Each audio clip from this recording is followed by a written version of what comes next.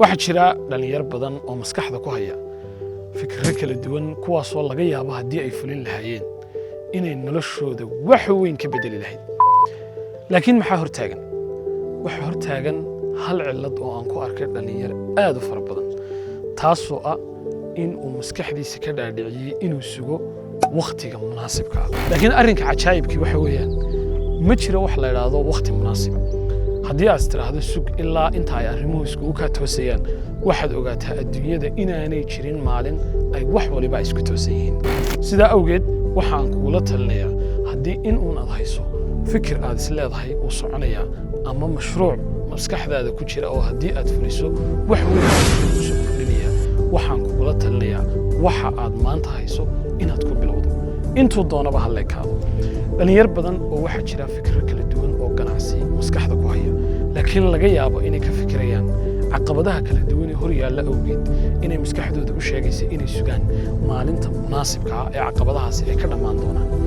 laakiin saan hore u soo sheegnay ma jirto wax la yiraahdo maalin munaasiba waxa aad maanta hayso ayaa wanaagsan in aad ku bilowdo in fara badan dhalinyaro badan oo waxaa jira xiisaysa inay wax duubaan muuqaal la soo geliyaan laakiinse la sugaya inay helaan kamarado qaaliya mikrofoono goobo ay wax ku duubaan waxa laga yaabaa intay iskugu kaa wada toosayso in waqtigii aad wax ku curin lahayd ama aad wax ku duubi lahayd uu kaa dhaco waxa aad ku bilowdaa waxa aad maanta haysato telefoon haddaad haysato telefoonkaaga bisinka u qabo dhalinyaro kale oo waxaa jirta jecel in ay ganacsi ay samaystaan haddii aad hayso fikrado ganacsi inta aad maanta gacantaada kuugu jirta ku sii bilow shirkadaha waaweyn ee aynu maanta aragnay tusaale ahaan shirkadda Apple oo kale ee telefoonada cajaa'ibka soo saarta haddaad maanta garab dhigto telefoonkoogii ugu dambeeyay haddaad garab dhigto iPhone 1kii ugu horreeyay waxaad la yaabaysaa sidii xataa muuqaal ahaan iyo qaabka uu samaysan yahay aad baad la yaabaysaa si uu kala duwan yahay marka fikirka aan doonaya inaad ogaatahay waxa weeyaan qofku waxa uu ku horumaraa inta uu shaqada ku dhex jiro laakiin haddii aad istiraahdo bal ka waran Apple oo sugi lahayd ilaa iyo iPhone-kayga maanta ay soo saaraysa ugu dambeeyay inta fikirka laga keenayo is oran lahayd sug